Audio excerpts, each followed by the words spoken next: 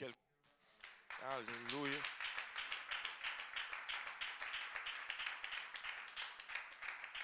Hmm. Et on va juste se lever, on va lire un passage.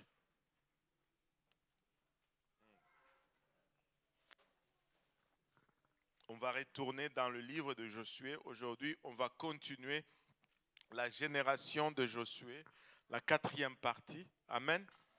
Alléluia. La génération de Josué, aujourd'hui, on va voir la 4e partie et il nous restera une ou deux autres parties à voir. Alléluia. Josué 1, versets 2 à 3. Si vous l'avez trouvé, dites Amen. Et Josué 1, verset 2 à 3 nous dit, Moïse, mon serviteur, est mort. Maintenant, lève-toi, passe ce Jourdain, toi et tout ce peuple, pour entrer dans le pays que je donne aux enfants d'Israël. Tout lieu que foulera la plante de votre pied, je vous le donne, comme je l'ai dit à Moïse. Prions tous ensemble, Seigneur. Encore une fois, nous voici devant toi, Seigneur. Nous avons glorifié ton Saint-Nom, nous avons adoré ton Saint-Nom, Papa. Nous avons ressenti ta sainte présence au milieu de nous, Papa, et nous t'en sommes infiniment reconnaissants, Père. Alors que nous venons maintenant pour entendre de ta part, nous réalisons combien nous sommes des êtres naturels, des êtres charnels, Seigneur. Et cette parole, Papa, qui est esprit et folie pour nous, nous prions que tu nous aides maintenant. Aide-moi à la donner sans crainte ni faveur, Papa, ni hésitation, Seigneur. Aide-nous tous ensemble à lui réserver une place de choix dans nos cœurs où elle va germer, produire de fruits et que ce fruit nous conduise dans la vie éternelle. Et c'est au nom précieux de Jésus que nous te prions ainsi. Nous disons tous au nom de Jésus. Alléluia. Et vous pouvez vous asseoir. Alléluia. Le Seigneur est bon, n'est-ce pas? Alors que j'ai lu ces versets, je me commémore ou je me rappelle un événement particulier que j'ai vécu alors que j'étais à Kinshasa il y a 2-3 semaines. J'ai une tante là-bas qui a perdu son mari durant cette période de Covid. Elle est jeune, ma tante, elle a le même âge que le frère Mutombo. Et son mari était aussi jeune conséquemment. Et son mari est décédé suite au Covid ou quelque chose comme ça. Alors, ça laisse, c'est quand le papa décède comme ça, tôt, ça laisse la famille en déséquilibre. Et là où elle habitait, elle devait maintenant quitter pour chercher une autre maison. Et ça a donné que lorsqu'on était là, elle venait de trouver une place où elle allait habiter. Fait que moi, pasteur Pablo et pasteur Israël, on s'est dit, ben, on va voir où elle va habiter avant qu'elle aménage, on va prier là-bas. Et donc on est allé, on l'a rejoint là, on a vu la petite maison, c'était correct, et on est entré pour prier. Et maintenant, quand on était dans la maison, avant qu'on commence à prier, j'ai demandé à pasteur Israël de nous conduire en prière. Et le pasteur Israël a dit, ben, avant qu'on prie, on va lire un passage. Et il a justement pris ce passage. Josué 1, il a commencé de lire à partir du premier verset. Il a lu le premier verset, mais quand il a lu le deuxième, il dit, Moïse, mon serviteur, est mort. Et lui, il a continué. Maintenant, lève-toi, passe. Mais lorsqu'il a dit, Moïse, mon serviteur, est mort, et moi et ma tante, nous sommes restés sidérés quasiment. Et tu pouvais voir le visage de ma tante changer. Les larmes commençaient à couler. Je l'ai tenue dans mes bras. On a pleuré, mais Dieu ne pouvait pas parler aussi précisément que cela. Parce que son mari s'appelait Moïse. Ouais. Et il dit, Moïse, mon serviteur, est mort. Maintenant, lève-toi, passe ce Jourdain, toi et tout ce peuple, pour rentrer dans le pays. Et je me suis tourné vers ma femme, ma tante. Je lui dis, Dieu est en train de te dire que c'est toi qui vas faire entrer ces enfants dans leurs promesses. Ça ne pouvait pas être plus clair, ça ne pouvait pas être plus précis. Le pasteur Israël, il s'est arrêté, il a commencé à nous regarder. Et puis je devais lui expliquer qu'au fait, son mari qui est décédé s'appelait Moïse. Et vous savez, nous servons un Dieu puissant, un Dieu extraordinaire, un Dieu, waouh, extraordinaire.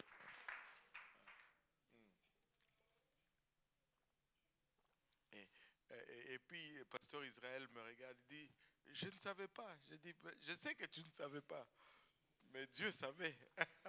Alléluia. Et donc, si nous regardons dans le livre de Josué, nous pouvons dire ceci, que Israël s'est trouvé à la porte de ses promesses. Et moi, je crois que comme Église, et je vais rafraîchir un peu le courant de cette étude, c'est que comme Église, nous sommes au même endroit aujourd'hui, comme là où Israël s'est trouvé à la porte de ses promesses.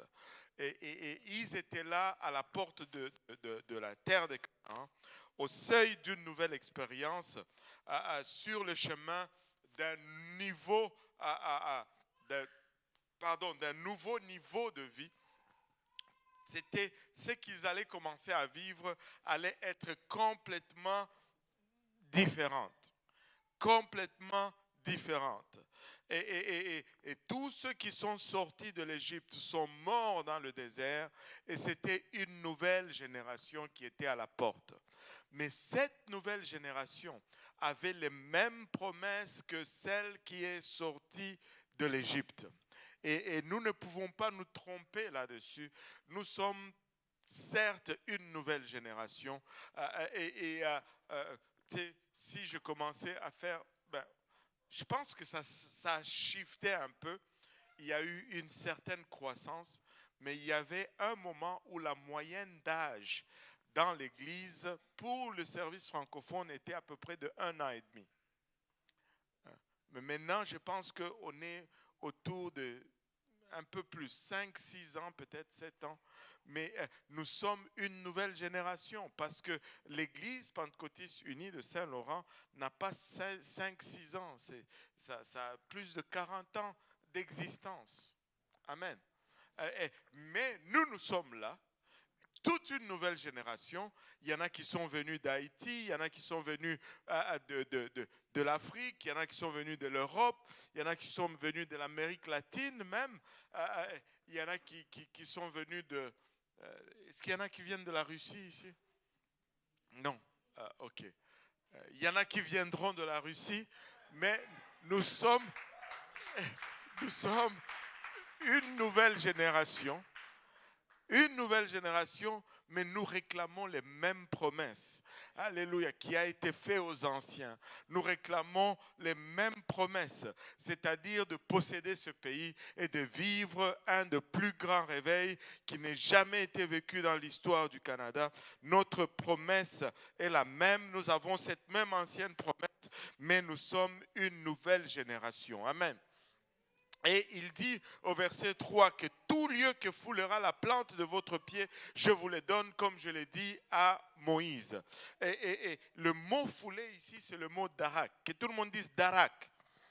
Alléluia. Darak. Pas darak. Hein? Darak. Comme, hein?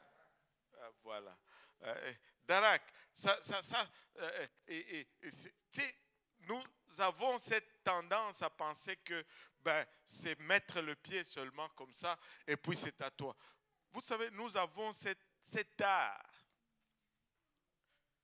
de lire la parole de Dieu seulement à notre avantage. C'est quand ça nous la lisons de sorte que ça nous arrange. Mais nous ne cherchons pas vraiment la signification des mots. Darak ne veut pas dire seulement tu piétines et puis ça t'appartient là. Allô? Sinon, tout Montréal m'appartiendrait déjà. Alléluia. Toutes les rues que j'ai circulées à Montréal, tout serait à moi. Mais ce n'est pas ça. Darak signifie prendre ses armes et combattre, alléluia, pour. C'est un commandement, même dans l'armée israélienne aujourd'hui, ils utilisent ce même commandement quand ils disent Darak, ça veut dire prenons les armes et fonçons, allons au combat. Dieu dit, c'est à vous, je vous le donne, mais vous devez vous battre pour. Amen. Vous devez vous battre pour. Alléluia. Et nous devons nous battre pour. Dieu nous promet que chaque endroit pour lequel nous allons nous battre, il va nous les donner. Chaque endroit pour lequel nous allons nous battre, il va nous le donner. C'est comme si tu montes sur un ring. Oui, il y a eu un passé de la boxe chez nous. C'est comme si tu montes sur un ring pour faire un combat, mais on te dit que la victoire est déjà à toi. Toi, tu dois juste monter et te battre. Si tu montes et tu te bats, tu es garanti de gagner. C'est un combat arrangé, au fait. Monte-toi et bats-toi, tu auras la victoire. Et Israël était vraiment sur le point de passer à une toute nouvelle expérience. Regardez Josué 3, versets 3 à 5. Si quelqu'un peut nous le lire, Josué 3, 3 à 5. Josué 3, 3 à 5. Et donnèrent cet ordre au peuple.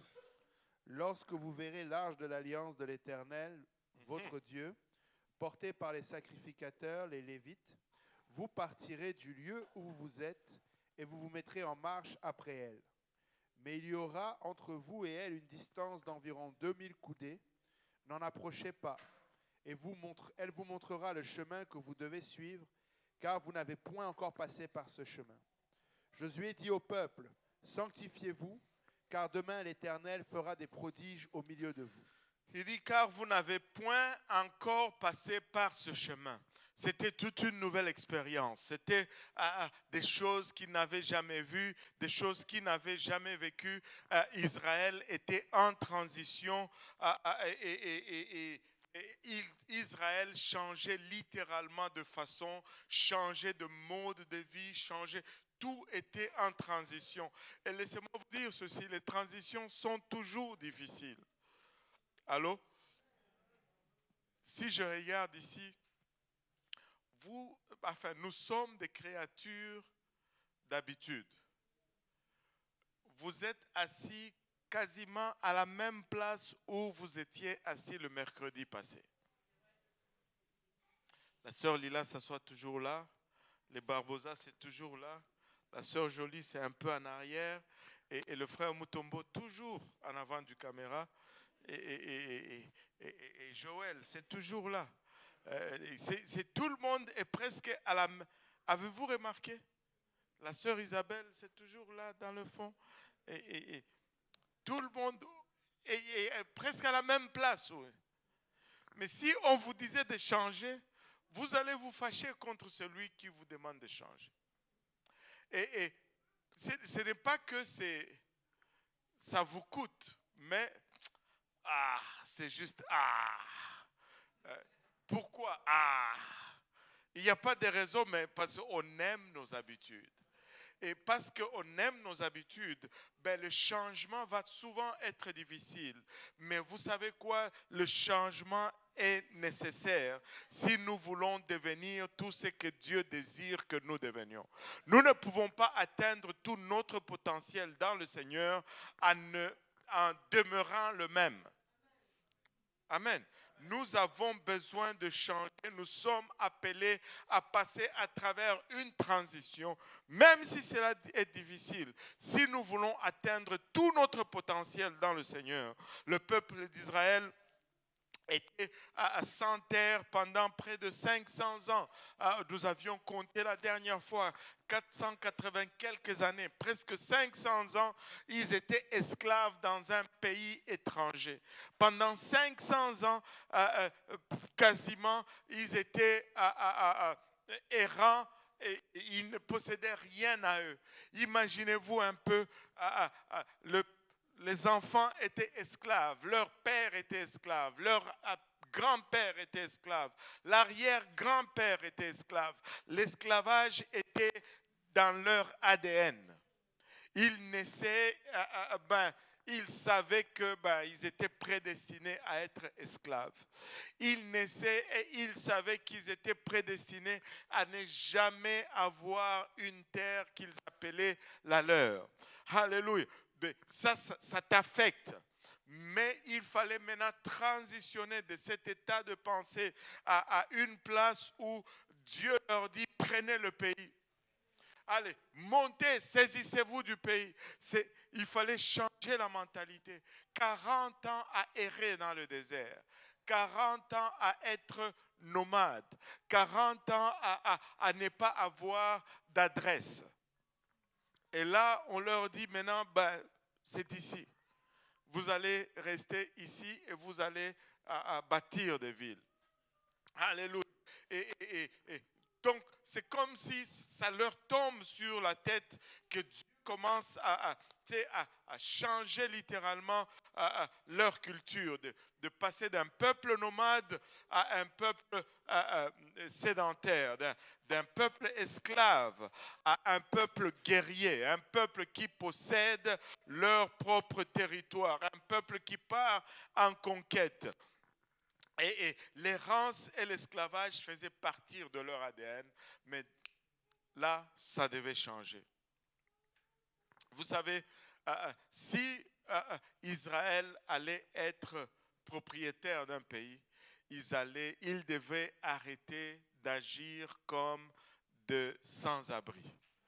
Leur mentalité devait changer. Ils devaient arrêter de se regarder comme des esclaves. Ils devaient commencer à penser, nous sommes capables, nous sommes conquérants. Et Dieu les a changés juste en un moment.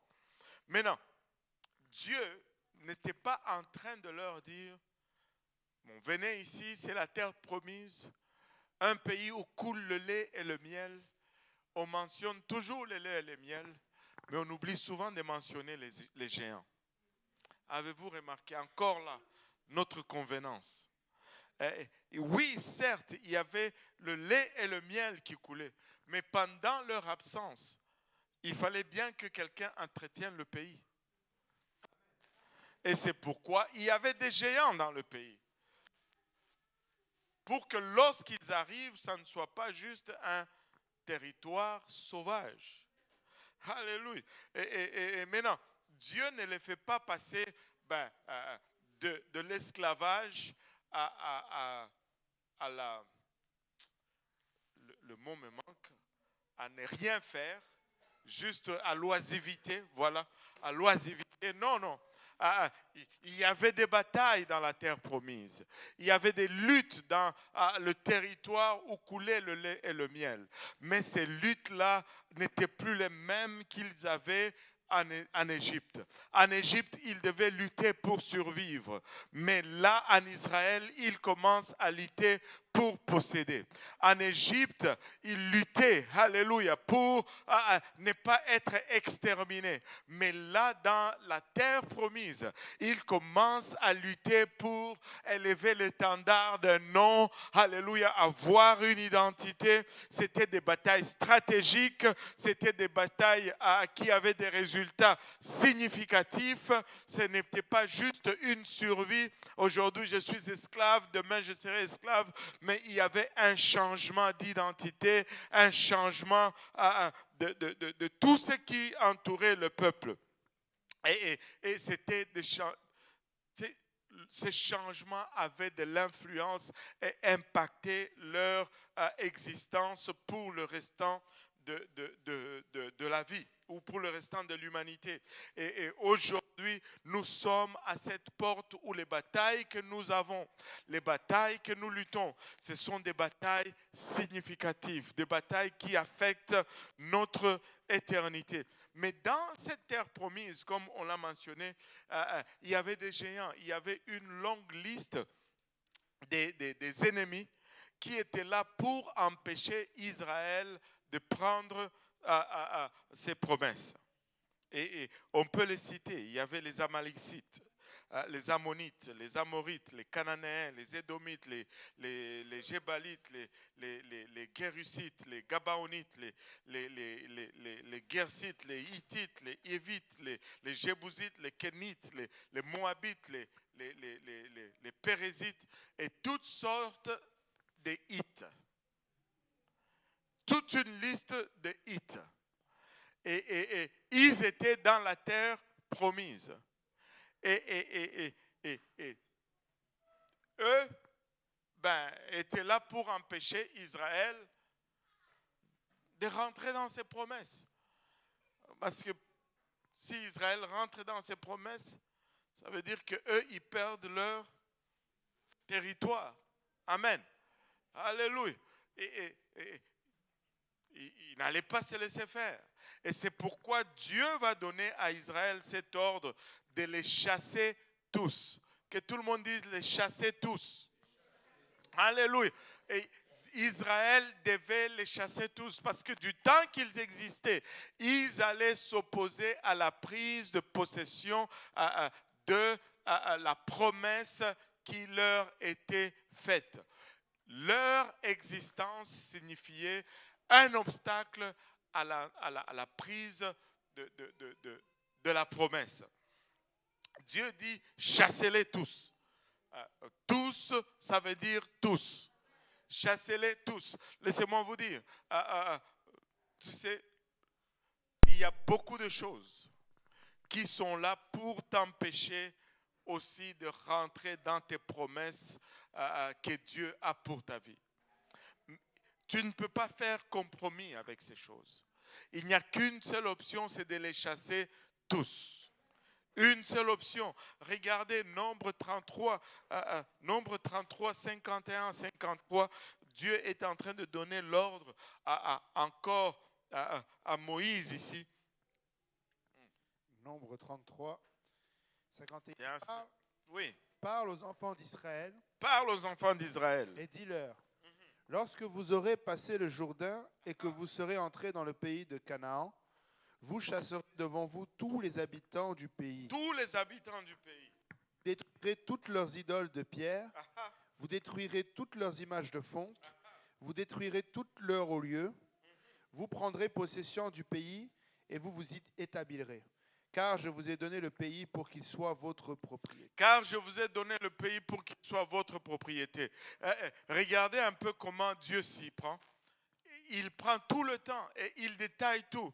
Il dit, parle aux enfants d'Israël et dis-leur, lorsque vous aurez passé le Jourdain et que vous serez entrés dans le pays de Canaan, vous chasserez devant vous tous les habitants du pays.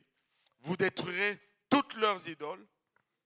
Vous allez détruire toutes leurs idoles de pierre. Vous détruirez toutes leurs images de fonte et vous détruirez tous leurs hauts lieux. Et il s'adresse il cite tout ce qui a rapport à l'adoration, la divinité. Et détruisez toutes ces choses. Détruisez les hauts lieux. Détruisez les idoles. Que ce soit en pierre ou en fonte, détruisez-les. Et après que vous ayez détruit, vous prendrez possession du pays et vous y établirez. Moi, je ne sais pas qu'est-ce que vous comprenez quand on lit ceci, mais moi, je comprends une chose. Parce que Dieu dit ici, et regardez, il dit, car je vous ai donné le pays pour qu'il soit votre propriété. Ce n'est pas que, peut-être je vous donnerai. Non, c'est une certitude. Je vous donne le pays. Mais si vous vous battez pour, vous allez l'avoir. En d'autres termes, Dieu, quand il dit détruisez leurs idoles, détruisez leurs hauts lieux, il est en train de dire, si tu veux lutter contre le diable, je suis là pour te baquer. Je suis là pour te soutenir. Dieu dit, si tu veux te battre, il va être de ton côté et il va détruire ton ennemi avec toi. Détruire, alléluia, les idoles, que ce soit en pierre ou que ce soit en fonte. Il dit, ose juste engager la bataille. je vais les secouer pour toi, le diable. Engage le combat. Je vais être à tes côtés et on va s'en occuper bien comme il faut. Laissez-moi vous dire ceci, peuple de Dieu, il y a de ces moments où tu dois juste être fâché. Il y a des moments où tu dois dire, je trace ma ligne ici, ça ne passe pas. Je refuse d'être intimidé. Laissez-moi vous dire ceci. S'il y a des gens qui ne devraient pas avoir peur du spirituel, c'est nous. Et je vais le réitérer, ça fait comme un cliché, je vais le redire encore. Si le diable pouvait te tuer, tu serais déjà mort il y a longtemps. Alors arrête d'avoir peur et réalise que c'est lui vraiment qui a peur, que tu ne réalises qui tu es. Alléluia. Seigneur Jésus, nous ne vivons pas par la grâce du diable, nous vivons par la grâce de Dieu. Amen. Si c'était la volonté, si le diable avait sa volonté, et nous serions tous empilés dehors devant l'église. Avant que nous entrons ici, là, tu viens traverser la rue, pouf, il y a une voiture qui te cogne. L'autre qui vient, pouf, une autre voiture. L'autre qui vient, un à un, ils allaient, s'ils pouvaient, il allait le faire. Mais s'il ne le fait pas, c'est parce qu'il ne peut pas. Il ne peut pas. Alors, juste réveille-toi, réalise qui tu es, réalise qui est avec toi et bombe ta poitrine. Alléluia. Bombe ta poitrine. Bannis la crainte. Prends autorité. Dieu dit, si tu veux te battre contre lui, je suis avec toi. Et on va le finir. Et nous pouvons le finir. Alléluia. Vous savez, jusque-là, nous avions parlé de trois batailles dans la terre promise. Nous avions parlé de 3 batailles. Et chaque bataille a été une leçon pour nous. Et la première leçon, c'était la leçon sur la bataille de Jéricho. Et la leçon était que le peuple de Dieu ne se bat pas seulement, encore une fois, le peuple de Dieu ne se bat pas pour la victoire, mais il se bat à partir de la victoire. Le Seigneur, vous savez, à partir de où est-ce que nous commençons à nous battre, nous? À partir de la croix. Mais nous commençons à partir de la croix. Mais à la croix, là, c'est la plus grande victoire que Dieu n'ait jamais. Nous tirons toute victoire de cette croix-là aujourd'hui. Le Seigneur a vaincu à la croix. Et maintenant, nous ne nous battons pas pour la victoire, nous nous battons à partant de la victoire. Amen. Donc, quand tu montes sur le ring, lève déjà les bras. Amen. Change un peu ton attitude. Aie un peu, ok, je ne sais pas si c'est le mot que je devais dire un peu là, mais juste, Seigneur, pardonne-moi, je n'ai pas d'autre mot. Aie un peu d'arrogance dans ton regard. Regarde un peu ton ennemi, dis, je peux, je suis capable, je suis déjà dans la victoire. Oh Seigneur Jésus, je dois encourager quelqu'un ici. Là. Tu sais, la nuit,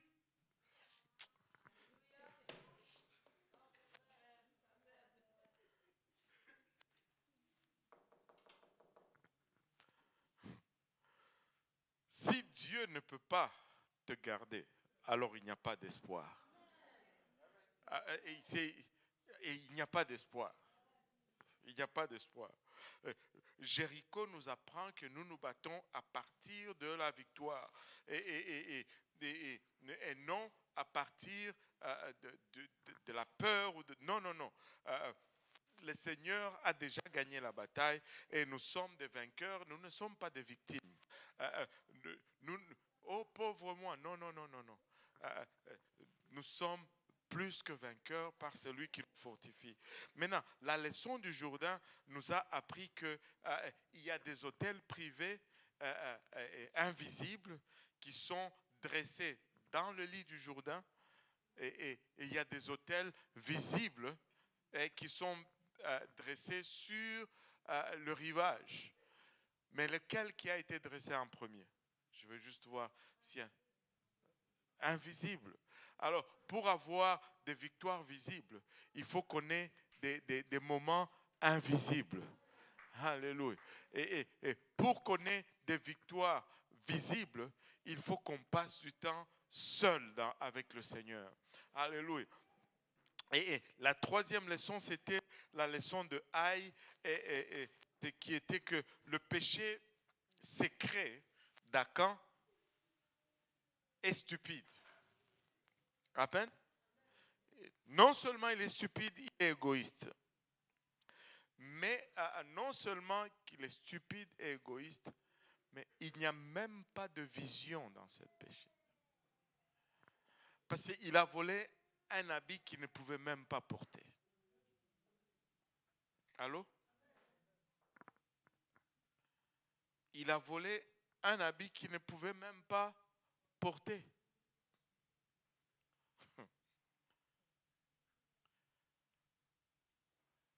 Et vous savez, une des plus grandes leçons dans l'histoire d'Akan, c'est que lorsque on refuse de s'impliquer dans ce que Dieu est en train de faire, la seule personne à qui on fait mal, c'est soi-même. On se fait mal à soi-même. Des fois, Dieu va faire des choses. Dieu va donner une direction. On n'est peut-être pas d'accord, mais on va le faire quand même. Parce qu'on veut juste être là où Dieu est en train de faire. Amen. Alléluia. Et chaque bataille livrée dans le livre de Josué va contenir une leçon pour nous.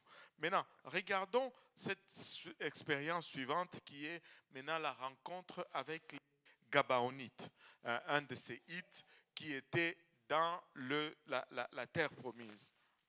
Les Gabaonites ont entendu que Josué est en train d'entrer, de conquérir le terrain, et ils habitaient dans les confinements de la terre promise.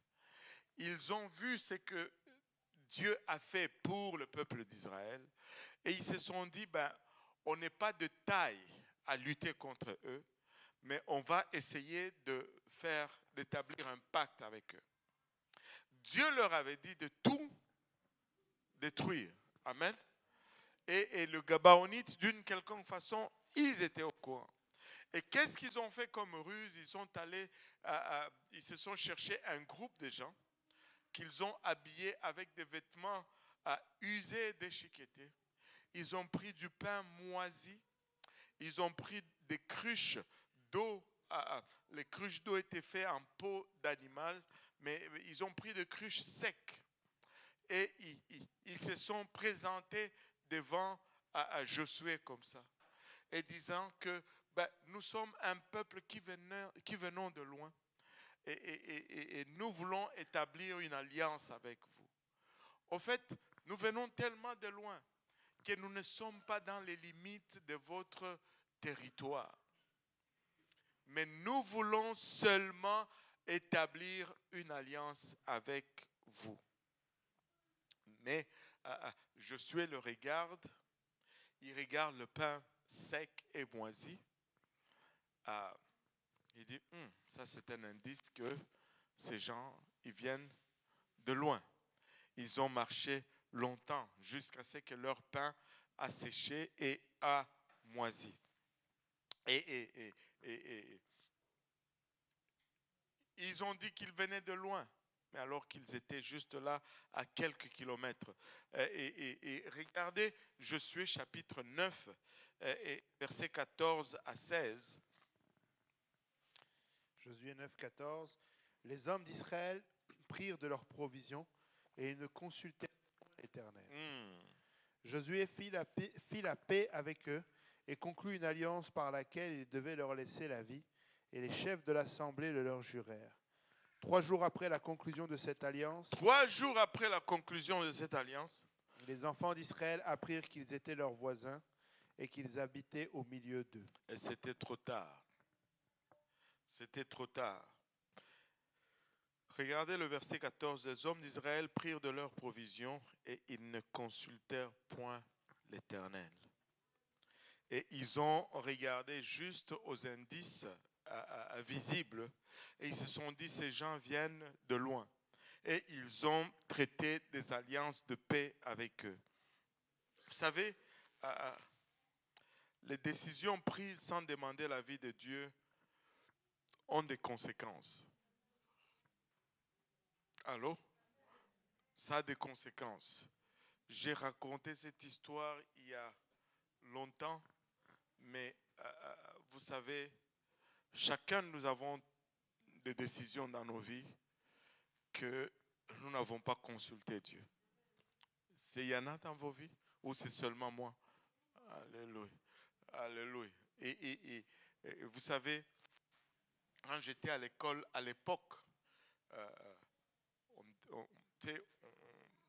on a sorti un nouveau logiciel qui était Katia. Waouh! Et nous tous étudiants à l'école, nous étions fascinés par ce programme. Et là, ils ont dit, à ce moment-là, Chrysler a sorti une voiture. Ils ont dit que cette voiture a été conçue sur ce logiciel-là. Pour moi, c'était comme la voiture qu'il fallait que j'aie. La Chrysler Intrépide. Est-ce qu'il y en a qui savent même ça? Ça ressemble à quoi? Aïe, aïe, aïe. Je voulais l'Intrépide. Il me fallait l'Intrépide. Je n'ai pas consulté Dieu. Et je peux vous dire qu'il y a des moments où je me suis trouvé devant cette voiture, où je peux vous assurer que j'ai senti Dieu me dire non. Mais mon cœur disait oui. Et quand le cœur est déjà dedans, c'est fini. Le cœur est plus fort que la tête. C'est pourquoi ils disent, quand c'est là-bas, tu peux encore faire quelque chose. Mais quand ça descend là, c'est fini. Il n'y a plus de raison là. J'ai fait des culbites et des culbites pour avoir l'Intrépide. Je suis allé en trouver une quelque part à Pierrefonds. Là. J'étais content. Mais c'était la pire des voitures que j'ai eues. Cette voiture m'a ruiné littéralement. Il y avait tout le temps un problème. Tout le temps un problème. À un moment donné, je voulais tellement m'en débarrasser. Un jour, je rentre à la maison, je stationne, je mets le frein. Et le frein à main, c'était le frein à main. Le frein de stationnement, tu mettais avec le pied. Et quand tu mettais avec le pied, là, ça restait parce que c'était des freins aux 4 pneus disques. Et là, quelqu'un est venu pour voler cette voiture. Il a brisé la vitre, il a arraché toute l'ignition, il a démarré la voiture, mais il n'a jamais été capable de la bouger. Après, c'était des dépenses pour moi. Je me suis dit, mais quel voleur stupide. Le frein à main est là. J'allais laisser un signe dans la voiture avec la flèche. Enlève le frein à main avant de... Il n'est pas parti avec la voiture. Ça allait être un soulagement pour moi. Il n'est pas parti avec... Quand tu... Il faut demander à Dieu, je vous dis. Après, finalement, la voiture que j'avais achetée, je ne sais plus à combien, je suis arrivé à la vendre, je ne sais pas, je ne me rappelle plus, $1000 peut-être. Je l'ai vendue finalement à $1000. J'avais acheté, je pense, $13 000. Je l'ai vendue à $1000 après quelques années. Et là, la personne à qui j'ai vendu la voiture, après une semaine, il revient. Il dit, non, je dois te retourner ta voiture. J'ai dit, écoute.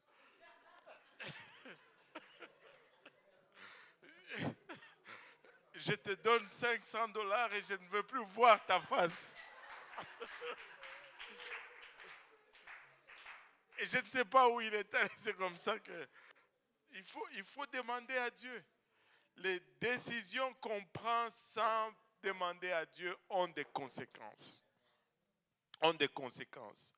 Maintenant, as-tu déjà pris une décision que tu aimerais pouvoir te revenir et puis effacer? Oh Seigneur Jésus. Y a-t-il quelque chose dans ta vie que tu aimerais pouvoir oublier? Mais bon, c'est là. Y a-t-il quelque chose, cela devient encore plus sensible. Y a-t-il quelque chose que tu as fait et que tu espères que personne ne découvrira jamais? Alléluia, amen, gloire à Dieu. Il n'y a que la sœur Astrid qui a fait ça. Nous avons tous des secteurs ou comme ils disent, des squelettes. Seigneur, ça reste sous le sang, ça reste sous le sang. Nous aurions dû faire preuve de plus de discernement, mais dans certains cas, ce n'est même pas que nous ne savions pas. Nous le savions, mais pour une raison ou pour une autre, nous pensions que nous serions ceux qui vont déjouer le pronostic. Avez-vous déjà pensé, tout le monde échoue ici, ben, moi je vais y arriver. Oh. Aïe, aïe, aïe. Moi je vais être l'exception à la règle. Nous pensions pouvoir contrôler les résultats de notre décision, mais au final, nous nous rendons compte que ce n'est pas le cas. Certaines des mauvaises décisions que vous avez prises ont conduit à des chapitres ou à des situations dans votre vie que vous souhaiteriez pouvoir revenir en arrière et ne jamais avoir pris cette décision. Mais il y a d'autres choses que tu vas faire mais qui vont être juste un embarrassement. Mais d'autres qui vont t'affecter jusqu'à ce que le Seigneur retourne ou jusqu'à ce que tu ailles à sa rencontre. Et des fois même, la chose pire, c'est que des fois, tu rencontres quelqu'un qui est à la même place où toi tu étais, sur le point de prendre la même décision stupide, mais tu préviens la personne, mais ils ne veulent rien savoir. Avez-vous déjà vu cela? Ils foncent tout droit dans le... Là, tu commences à te demander, mais qu'est-ce qu'il y a là-dedans? Hein? Allô? Mais tu oublies que toi-même, tu étais à la même place et tu avais cette même attitude.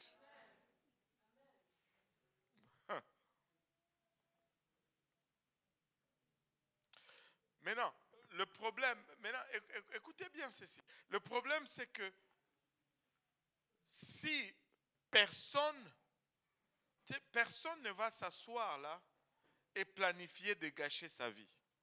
Non, personne ne planifie de gâcher sa vie. Mais personne ne planifie pas non plus de ne pas la gâcher. Si on planifiait de ne pas gâcher notre vie, ben là, on ne va pas la gâcher.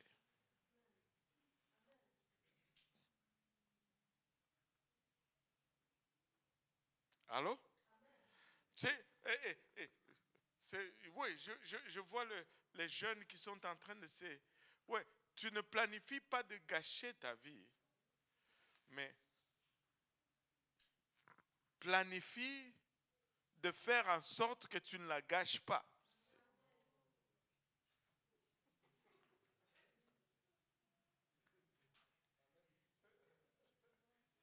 Il y a parce que quand tu fais un plan, ben, c'est avec l'intention de l'exécuter, j'espère. Mais quand tu ne fais pas un plan, tu ne fais rien.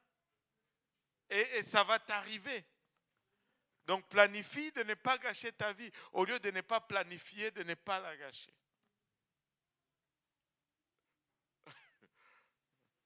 Regarde ton voisin, dis-lui, je veux faire quelque chose. Alléluia. Et le problème est que, nous ne mettons pas en place les protections nécessaires. Et c'est justement ce qu'on dit de ne pas planifier. Tu ne mets pas les protections nécessaires. Et la conséquence de cela, c'est que ça nous prive de notre avenir. Tu sais, et si on marchait vraiment dans ce que Dieu a prévu pour nous, sans écart, nous allons nous rendre compte que notre vie va être plus fructueuse et plus productive que nous l'avons aujourd'hui. Mais ces écarts de décision, ces écarts de situation vont faire que nous allons manquer la cible pour certaines situations ou certaines conditions dans notre vie et nous n'allons pas voir la plénitude de ce que Dieu a planifié pour nous. Alléluia. Aujourd'hui, on va parler d'une question.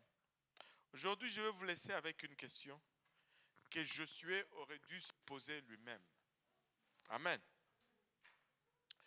Moi, je ne peux pas y répondre pour vous. Et cette question va s'appliquer à toutes les décisions que vous prendrez jusqu'à la fin de votre vie. Allô? Alléluia. Ça me sera très difficile d'y répondre. Mais pour vous, ça sera facile de répondre. Parce que personne d'autre ne peut répondre à cette question à ta place. Amen. Et même dans la plupart des cas, vous allez connaître la réponse comme ça, tout de suite.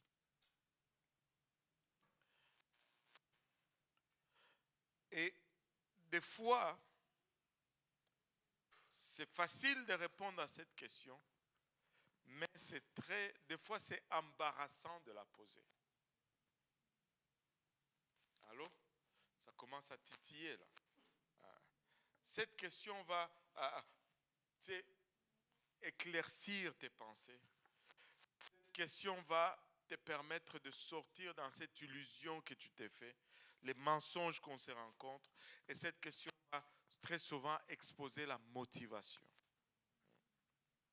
Et elle va apporter de l'éclaircissement sur des questions que la Bible n'adresse pas spécifiquement. Il y a de ces choses que la Bible va nous dire noir sur blanc, mais d'autres choses qui sont laissées un peu dans la zone grise. Plus important encore, si vous aviez posé cette question et agi en conséquence, vous auriez pu éviter le plus grand regret de votre vie. Wow. Pardon?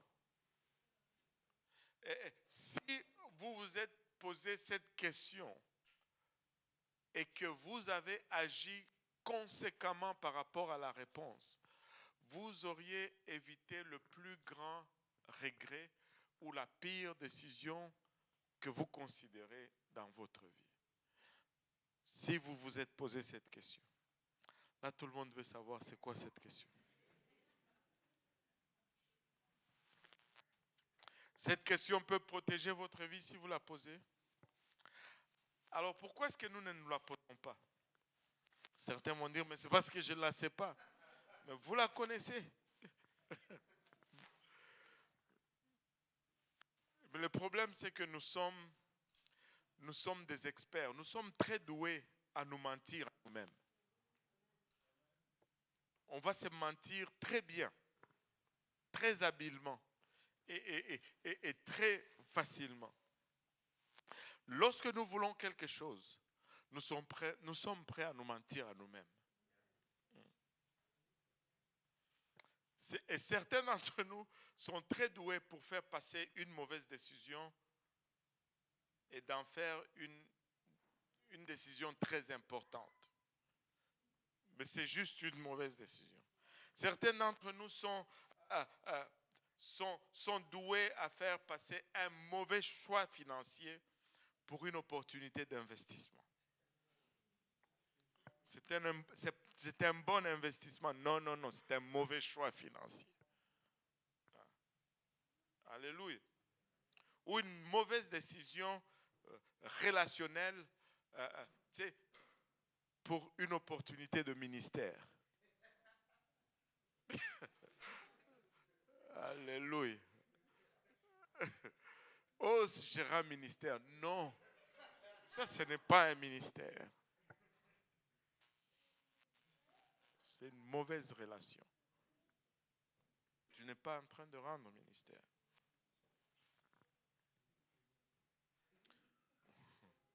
On va se dire, cela ne fera de mal à personne. Hein? Je ne le ferai qu'une fois.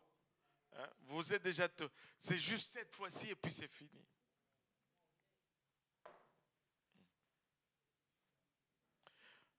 Ça, déjà, ça fait longtemps que j'ai fait ça. Donc, c'est la deuxième fois.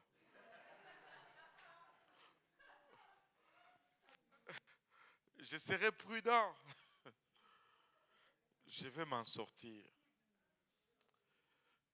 De toute façon, je peux arrêter quand je veux. Mais pourquoi tu n'arrêtes pas alors? Et là, on va dire, mais tout le monde a besoin de vivre un peu.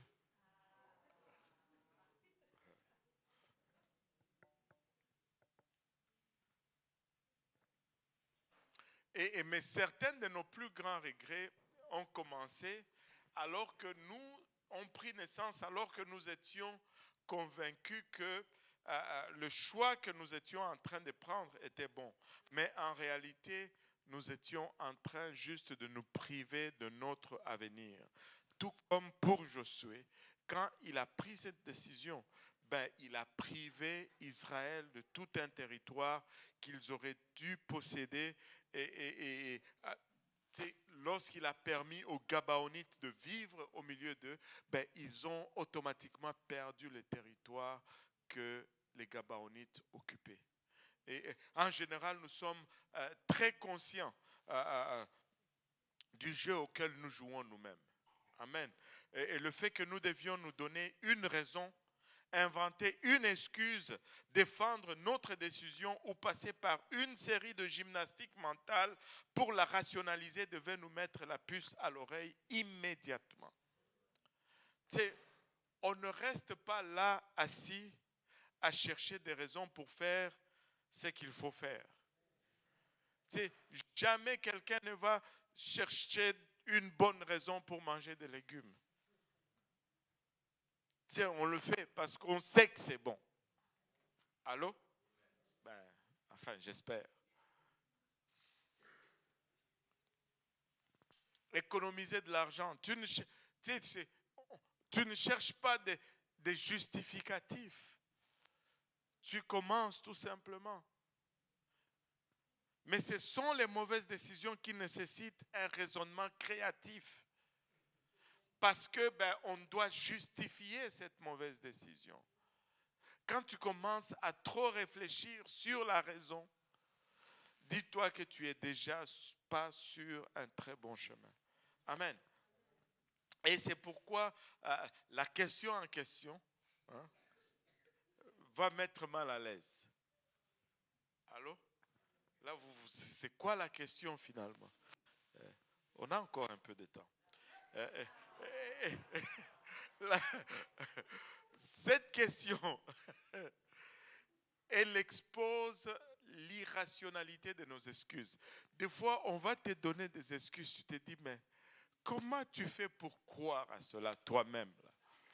Mais c'est parce qu'on est tellement bon à se mentir à soi-même. Tu vois. Elle va révéler la véritable intention de notre cœur. Et cette question pénètre les murs de la rationalisation derrière lesquels nous nous cachons. Ça fait du sens. Non, tu sais que ça ne fait pas de sens.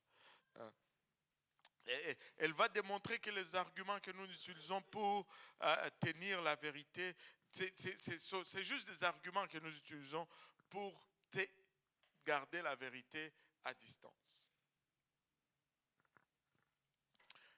Mais cette dite question, vous allez l'aimer vraiment si vous voulez faire ce qui est juste. Vous allez aimer cette question. Alléluia. Mais elle sera gênante si au lieu d'essayer de prendre une bonne décision, hein, au lieu d'essayer de prendre une bonne décision, vous essayez de rendre bonne une décision. Il faut prendre la bonne décision au lieu d'essayer de rendre la décision bonne. Prends la bonne décision. Soyez très attentifs à votre réaction émotionnellement à cette question aujourd'hui. Quand je vais la poser, on va voir comment vous allez réagir. Amen. Elle va vous éclairer ou bien elle va vous irriter. Si votre réaction est défensive, cela en dit long sur la décision que vous êtes en train de prendre. Hein? Maintenant, si nous regardons le livre d'Éphésiens,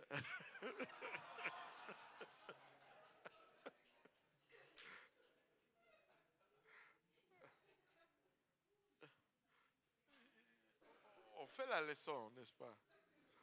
Si nous regardons le livre d'Éphésiens, les 3 premiers chapitres,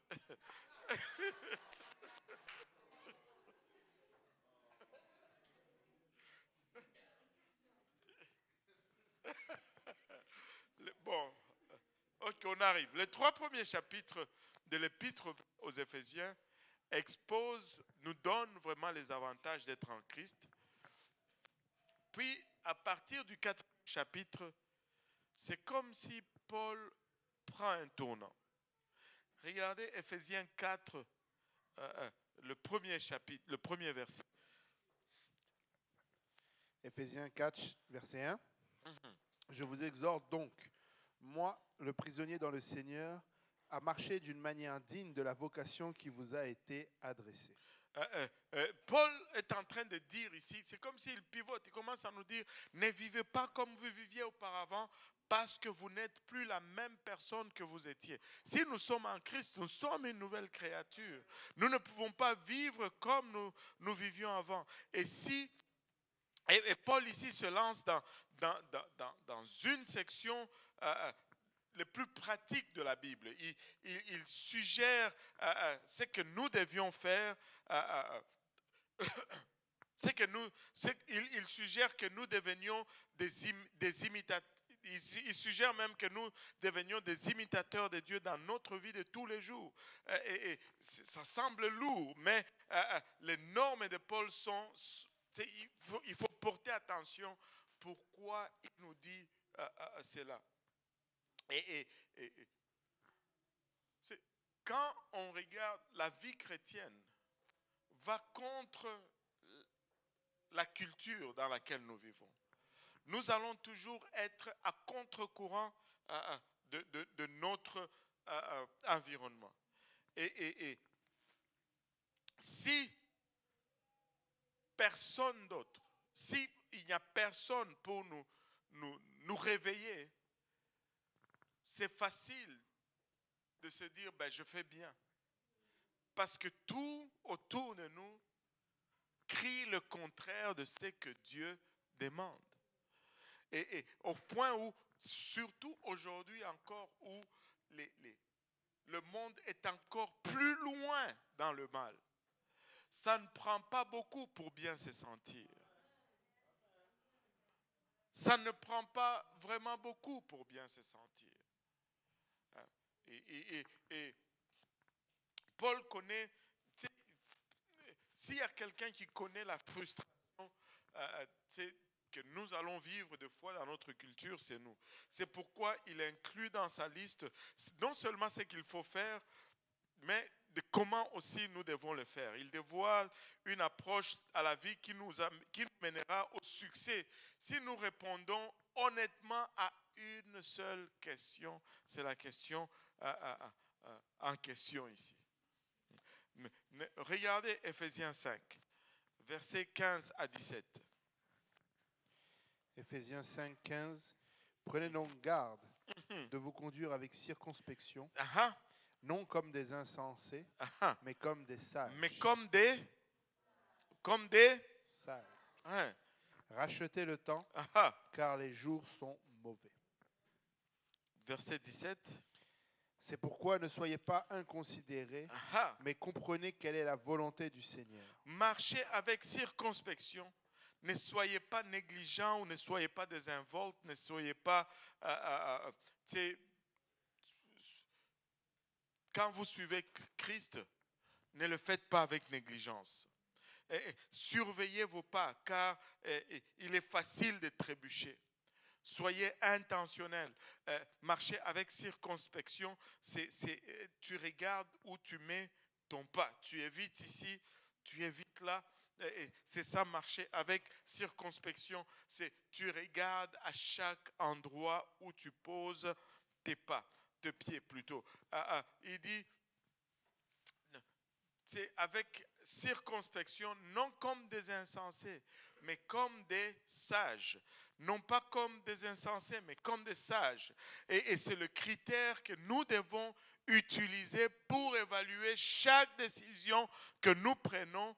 Et il nous conduit à la seule question qui nous permet d'appliquer de manière cohérente le commandement de la Bible. Et vous voulez maintenant entendre la question?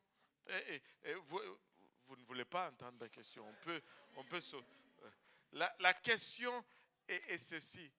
Maintenant, quelle est la chose sage à faire?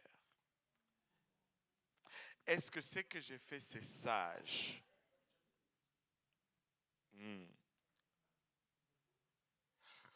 On va dire, je vais vous mettre dans la... Ce n'est pas un péché, mais est-ce que c'est sage? Dieu ne dit pas non, mais est-ce que c'est sage? Est-ce que c'est sage de faire ce que je suis en train de faire? Aujourd'hui, on rentrait des États-Unis et on a commencé à parler avec tant d'autres choses. Ce n'est pas parce que c'est la loi que c'est moral. Parce qu'il y a des lois qui sont immorales. Allô? Est-ce que c'est sage? Ce n'est pas juste, est-ce que c'est péché ou c'est péché? Parce que des fois, on peut résoudre. Il y a de ces choses sur lesquelles Dieu ne dit rien. Mais est-ce que s'il ne dit rien, est-ce que ça veut dire que je peux le faire si je veux? Est-ce que c'est sage de faire ça? Je vais donner un exemple. Oh, j'ai vu... anyway. J'allais dire des choses que je ne dois pas dire, mais juste un exemple. Oh, j'ai vu une paire de souliers de 5000 dollars. Bon. Est-ce que Dieu dit qu'il ne faut pas acheter une paire de souliers de 5000 dollars? Non. Mais est-ce que c'est sage de faire ça? Ah oui, mais je suis millionnaire. Mais est-ce que c'est sage? Hein? Est-ce que c'est sage? Ce n'est peut-être pas mauvais, mais est-ce que c'est sage? Tu ne vas pas aller en enfer pour avoir acheté une paire de souliers de 5000 dollars. Mais est-ce que c'est vraiment sage? Alléluia. Amen. Gloire à Dieu. Et habituellement, lorsque nous faisons nos choix, nous soumettons nos opinions et nos possibilités à ce filtre-là. Y a-t-il quelque chose qui ne va pas? Est-ce que c'est même dans notre inconscient, nous allons passer à ça. L'hypothèse est que s'il n'y a rien de mal ou d'illégal ou de contraire à l'éthique ou d'immoral à ce sujet, alors il s'agit d'une option pour nous. Je peux le faire, mais quand on arrive à la question est-ce que c'est sage, on monte juste d'une coche au-dessus de tout cela. Ce n'est pas parce que Dieu, il n'y a pas un tu ne feras pas ou tu ne dois pas, que cela veut dire que Dieu voulait dire si tu peux, si tu veux, tu peux, ou si tu peux, tu veux. Non. Ce n'est pas nécessairement. Malheureusement, ce genre de raisonnement nous confronte à la véritable question qui se cache derrière la plupart de nos choix. Tu sais, vraiment, tu sais, quand on ne se pose pas ces questions, dans notre inconscience, il y a celle-ci. Jusqu'à quel point puis-je aller ou puis-je m'approcher de la limite entre le bien et le mal? Et le péché, c'est là, moi je suis juste là à la limite. Je ne sais pas pécher, mais est-ce que c'est sage de marcher là? Ne serait-ce pas plus sage oui, tu peux t'en sortir, mais est-ce que c'est sage? Et tu sais, on ne peut pas vivre avec est-ce que c'est péché ou c'est pas péché. On ne va pas s'en sortir.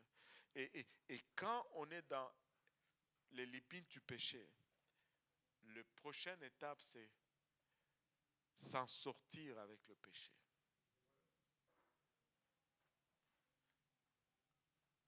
Jusqu'à quel point je peux m'en sortir en étant dans le péché. Et c'est là où nous finissons à nous retrouver dans une place où nous regrettons. À une place où on se dit, mais comment est-ce que je suis arrivé là? Mais parce qu'on ne s'est pas posé la question, est-ce que c'est sage? Est-ce que c'était sage de faire cela? Dieu est notre Père. Amen. Dieu est notre Père. Il veut donc ce qu'il y a de mieux. Tous les papas, tous les pères, tous les parents, je devais dire, veulent toujours ce qu'il y a de mieux pour leurs enfants. Même si eux, ils n'ont pas eu cela, l'Esprit du Père veut toujours que les enfants les surpassent. Amen. Qu'ils fassent toujours mieux. Mais combien d'avantages notre Père Céleste, il veut que nous soyons et que nous fassions beaucoup mieux. Et il nous a donné une norme qui va au-delà de notre culture. Et il nous a donné une question qui nous permet de vivre une vie abondante. Regardez, Jean 10, 10. Tu sais, nous lisons souvent ces versets, mais des fois nous ignorons une partie. Jean 10, 10. Le voleur ne vient que pour dérober, égorger et détruire. Moi, je suis venu afin que les brebis aient la vie et qu'elles soient dans l'abondance. Waouh!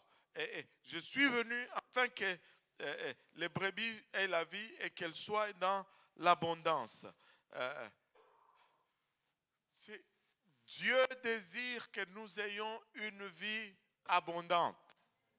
C'est la volonté de Dieu que nous ayons une vie abondante. Maintenant, la question que Dieu nous a posée dans sa parole n'est pas y a-t-il quelque chose de mal à cela, mais quelle est la chose sage à faire? Et c'est ce qui va nous permettre d'atteindre la vie en abondance que Dieu désire que nous ayons. Vous pouvez éviter toutes les erreurs du passé et vivre sans regret à l'avenir en prenant l'habitude de poser cette question. Est-ce que c'est sage de faire ce que je vais faire? Et arrêtez de vous poser la question, est-ce que c'est péché? Est-ce que c'est bien ou est-ce que c'est mal? Non, allez à l'autre niveau. Est-ce que c'est sage? Et comme norme, Dieu n'a jamais voulu, que tout le monde dise jamais. Dieu n'a jamais voulu que nous vivions notre vie au niveau de ce qui est permis. Nous venons de le lire. Il est venu pour que les brebis aient la vie, qu'il ait à l'abondance. Dieu ne veut pas que tu survives. Dieu veut que tu excelles. Dieu veut que tu ne vives pas dans les limites. Dieu désire que tu vives dans l'abondance. Dieu, ce n'est pas la volonté de Dieu. C'est juste de rester dans le salaire minimum, genre. C'est une façon de parler, ok? Je ne dis pas que tu dois laisser ton travail. C'est juste d'être dans ce qui est légal ou acceptable. Tu sais, Non, il veut que nous analysions chaque opportunité à travers ce regard de la sagesse. Est-ce que c'est sage?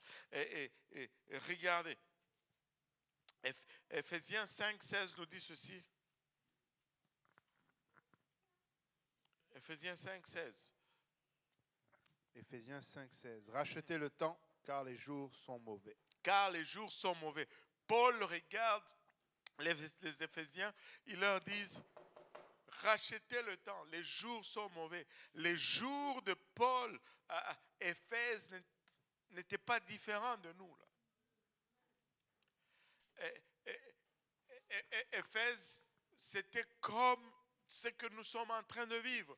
Éphèse, la moralité à Éphèse n'était pas bonne. Et la nôtre non plus aujourd'hui. Si nous marchons avec insouciance ou si nous marchons avec négligence, nous serons entraînés dans le désordre qu'il y a dans ce monde. Nous devons constamment nous poser, est-ce que c'est sage? Et par rapport à cela, nous devons racheter le temps. Alléluia.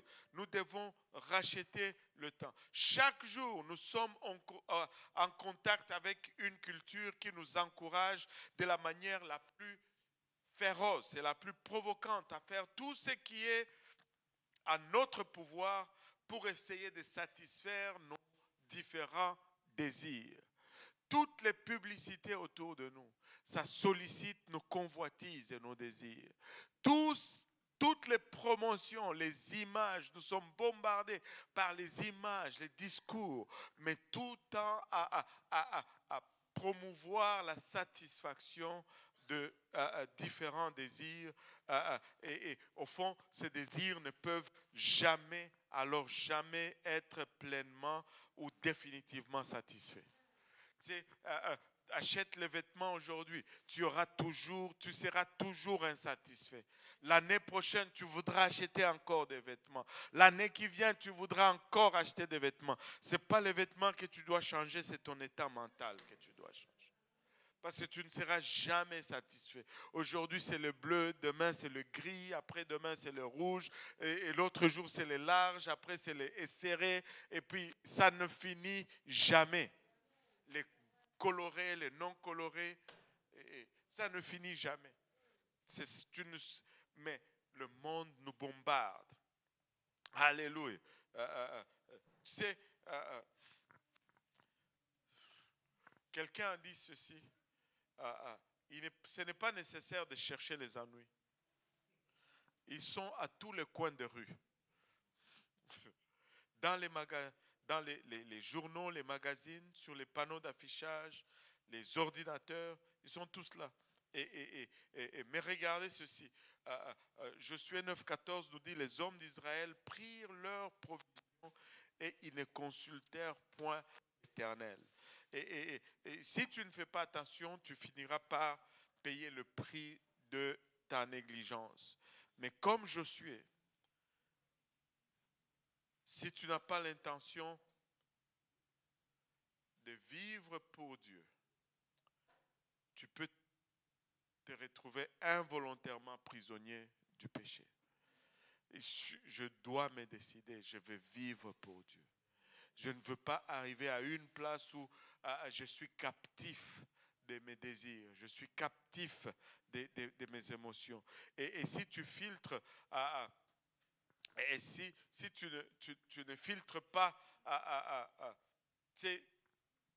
tout ce qui se passe dans ta tête par cette question, ben, tu peux te retrouver à avoir des conséquences que tu aurais pu éviter. Paul dit, soyez, Ephésiens 5, 17, c'est pourquoi ne soyez pas inconsidérés, mais comprenez quelle est la volonté de Dieu. Comment être un homme,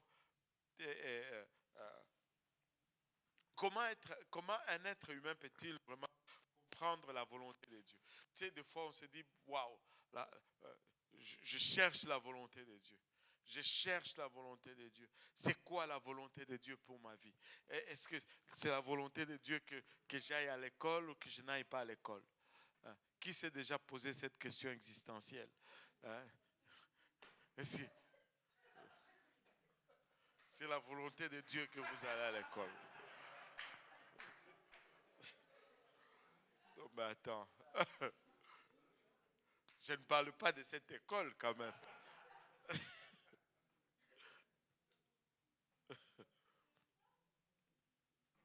Si on fait face à ce que nous avons déjà dans notre cœur, qu'est-ce que Dieu voudrait que l'on fasse?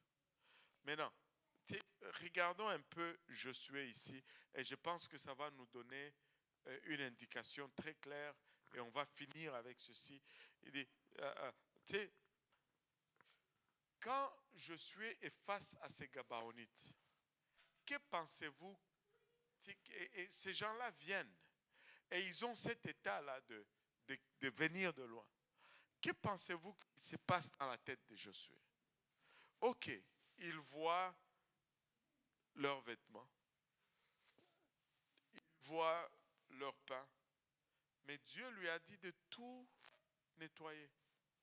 Mais pourquoi pensez-vous qu'il s'est dit, bon, on va signer ce traité, est-ce que quelqu'un peut s'essayer? Oui. Ils avaient l'air inoffensifs. Non, mais pour lui, il pensait faire mieux. Je cherche un mot-clé là. Oui.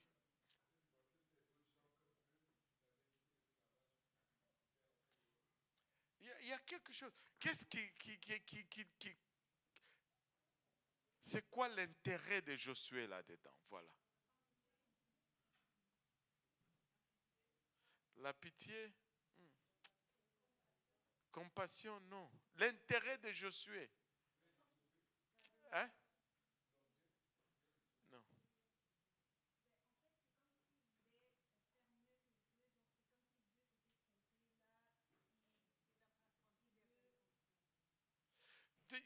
Il doit y avoir un gain là, pour lui là. Qu'est-ce qui...